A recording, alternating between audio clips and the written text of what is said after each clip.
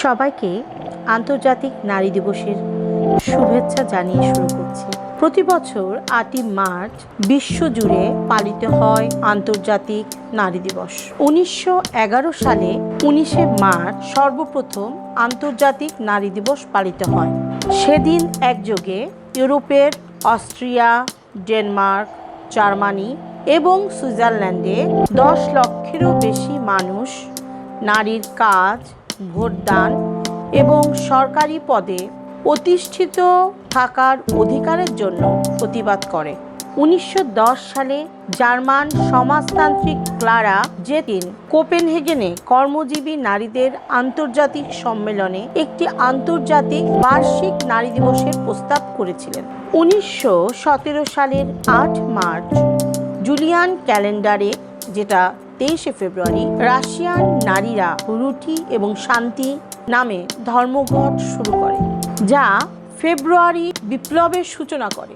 ১৯২২ সালে Vladimir Lenin ১৯১৭ সালের Russian এই বিপ্লবে নারীদের ভূমিকার প্রতি সম্মান জানাতে ৮ মার্চকে আন্তর্জাতিক নারী দিবস হিসেবে ঘোষণা করেন।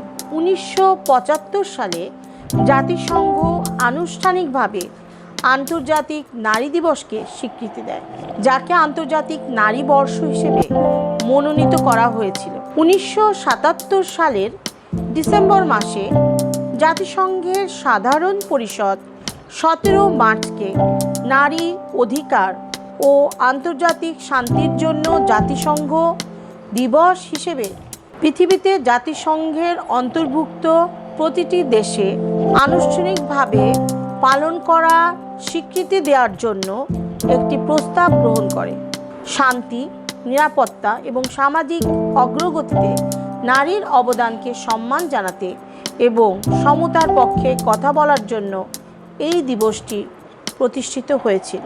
আর এটাই আন্তর্জাতিক নারী দিবসের সংক্ষিপ্ত ইতিহাস।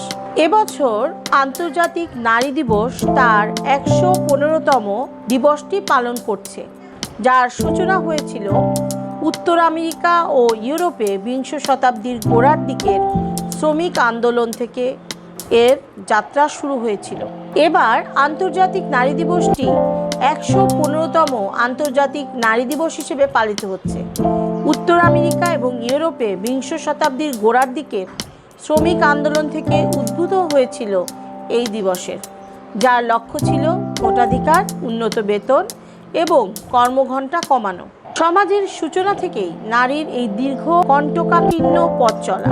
তাই ৮ই মার্চ আন্তর্জাতিক নারী দিবস এই পথ চলাকে আরেকটু সুগম করতে প্রতি বছরই একটু একটু করে সামনে এগিয়ে চলছে। নারীর অগ্রগতি এবং সুন্দর ভবিষ্যতের পথ চলায় এক অদম্য একটি দিবস আন্তর্জাতিক নারী দিবস। সবাইকে এই নারী দিবসের শুভেচ্ছা জানাই।